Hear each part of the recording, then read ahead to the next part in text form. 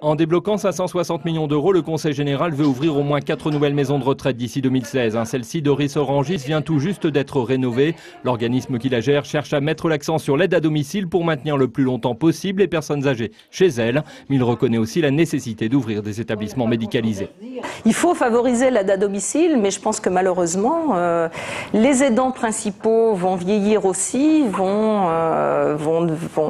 perdre de leur autonomie et il faudra pouvoir accueillir effectivement des personnes en institution. Parmi les nouveaux établissements, un pourrait être spécialisé dans la prise en charge de la maladie d'Alzheimer, comme celui-ci à la Ville du Bois.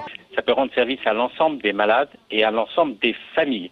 Mais il faut vraiment veiller à ce que toute nouvelle ouverture d'établissements de ce type vise l'amélioration globale de l'accompagnement du malade.